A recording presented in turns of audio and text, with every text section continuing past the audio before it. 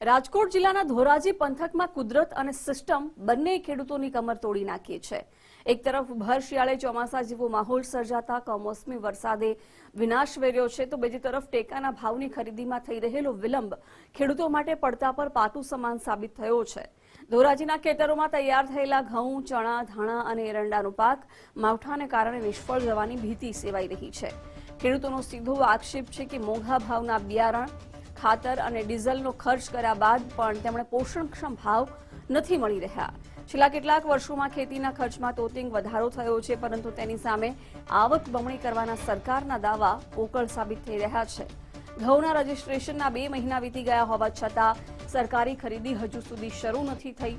પરિણામે લાચાર ખેડૂતોને ખુલ્લા બજારમાં 400 થી 425 રૂપિયા જેવા સસ્તા ભાવે પોતાનો માલ વેચવા મજબૂર બનવું પડ્યું છે।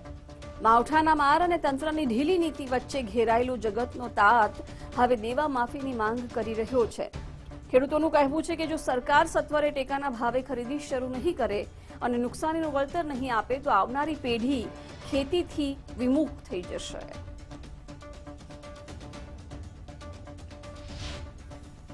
સરકારે સમયસર 20 દિવસ પહેલા ખરીદી ચાલુ કરી દીધી હોત તો ખેડૂતની તમામ જણસી છે એ અત્યારે સરકારે ટેકાના ભાવમાં ખરીદી ચાલુ કરી હતી, તેમાં સરકાર ખેડૂતની વહી ગઈ હોત। અત્યારે યાર્ડની ભાવમાં ખુલ્લી બજારમાં 400 થી 450 રૂપિયા બજાર મળે। જો આ ખેડૂતની સમયસર ટેકાના ભાવે ખરીદી થઈ ગઈ હોત તો 500 રૂપિયા ઉપર જ ખેડૂતના ઘઉં વેચાત। કાલે કમોસમી વરસાદ થયો આખા સૌરાષ્ટ્રમાં અને ખેડૂતોને સારી એવી નુકસાની વેઠવી પડી અને અત્યારે ખેડૂતોનો માલ ખેતર વચારે પડ્યો છે। બધાને ગોડાઉનની સગવડું ના હોય અને જે સરકારે આ ટેકાના ભાવે ખરીદી ચાલુ કરવાનું કર્યું છે નક્કી, પણ હજી સુધીમાં ખરીદી ચાલુ થઈ નથી। એના હિસાબે ખેડૂતોનો માલ ખેતરમાં રજડે છે અને યાર્ડમાં ખેડૂતોને પોષણ સમક્ષ ભાવ મળતા નથી। 400 થી 450 ખરીદી થાય છે। ગઈકાલે જે વાવાઝોડું આવ્યું હતું તેને લઈને હરેક જગ્યા ઉપર નુકસાન છે તે જોવા મળ્યું હતું।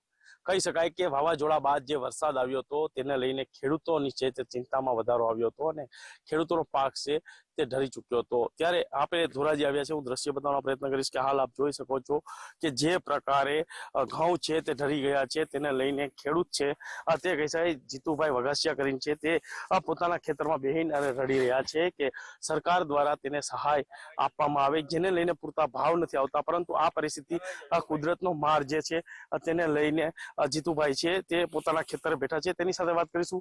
જીતુભાઈ, શું કહેશો જે વાવાઝોડા બાદ જે વરસાદ આવ્યા બાદ ક્યાં ક્યાં પાકમાં નુકસાન થયું છે?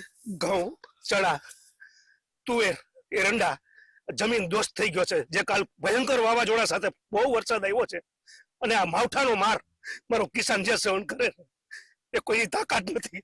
અને મોંઘા ભાવના બિયારણ જે લઈ લઈને આજે વાવી રહ્યો અને જમીન દોસ્ત થઈ જાય કુદરતના મારથી। મારી સરકારને 2 હાથ જોડીને નમ્ર અપીલ છે।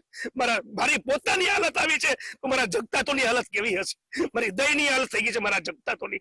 આજે સરકાર પાસે મારું એટલી નમ્ર અપીલ છે ખેડૂત અગ્રણી તરીકે કે હું આજે મારા કિસાનોનો જો મામૂલો પાક આજ બિચારા કાલે પણ મારી પાસે આવ્યા હતા કે જમીન દોસ્ત થઈ ગયો છે, હવે આને ખેડ કરવી આને મશીનમાં કાઢવા કે નો કાઢવા, આવું ચણા, તુવેર, એરંડા, ઘઉં આજ તમામ પાક નષ્ટ થઈ રહ્યો છે। આવી મને ભીતિ સેવાઈ રહી છે આજ ધોરાજીની અંદરથી, મારા ગ્રામ્યની અંદરથી। આજે અનેક કિસાનો મારી માથે વરસાદ બિચારાઓ વરસાવી રહ્યા છે। હું તો એમ કહું છું આ સરકારને, અમારે તમારી સહાય નથી જોતી, બાકી એકવાર મારા ગુજરાતના કિસાનોનું દેવું માફ કરી। શું કહેશો, કેટલા પાકની અંદરમાં નુકસાન હશે ને કેટલી જગ્યા ઉપર આ જ પરિસ્થિતિ સર્જાણી છે? આવું ઓલ સૌરાષ્ટ્રની અંદર જે કાલના મને મેસેજ મારા કિસાનોએ મને આપ્યા છે, મને વિડીયો આપ્યા છે, પ્રૂફ સાથે આપ્યા છે કે મારા કિસાનોની એવી દયનીય હાલત થઈ ગઈ છે। રાજકોટ જિલ્લાની ધોરાજીના ગ્રામ્યની આજે ચણા છે, ધાણા છે, તુવેર છે, એરંડા છે, ઘઉં છે, તમામ પાક જમીન દોસ્ત કરી દીધો છે। એવા વાવાઝોડા સાથે બહુ વરસાદ આવ્યો છે। કાલે જે વાવાઝોડું હતું તમે કઈ રીતે જોવો કે વાવાઝોડાનો જે નજારો જોયો તમે, શું પરિસ્થિતિ જેવો હતો? એવી પરિસ્થિતિ કે મારા કિસાનોએ ચાલુ વીજળીના ધડાકા ભડાકા સાથે જે મને બોલાવ્યો છે, મારા કિસાનોની દયની હાલત થઈ ગઈ છે। મેં કીધું તમારી આવી હાલત થઈ ગઈ છે તો હું તો મેં મારા ખેતર પર પણ આટો માર્યો ખેડૂત અગ્રણી તરીકે, તો મારી પણ એવી જ હાલત થઈ ગઈ છે। મારી માંગ સરકાર પાસે એક જ છે, અમારે તમારી સહાય નથી જોતી। મારા કિસાન, મારા ગુજરાતના કિસાનનું, મારા રાજકોટ જિલ્લાના, મારા ગ્રામ્યનું તમામનું દેવું માફ કરે, આવું મારા સરકારે પણ માફ કર્યું છે। આવા માવઠાનો સહન માર કે જ મારો કિસાન જ સહન કરી શકે, બાકી આ દુનિયામાં તાકાત નથી કોઈની કે આવો માર સહન કરી શકે.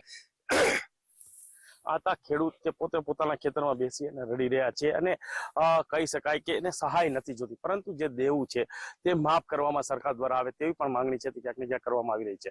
હાલ તો સરકાર કહી શકાય કે સરકાર પાસે માંગણી આ પ્રકારની જ કરવામાં આવી છે. ખેડૂત છે તેના તમામ પાક છે તે હાલ નિષ્ફળ છે, તે જઈ રહ્યા છે અને આ પાક છે તે સડી જશે, તે થશે નહીં તેવી પણ ક્યાંક ને ક્યાંક ખેડૂત છે તો વાત કરી રહ્યા છે.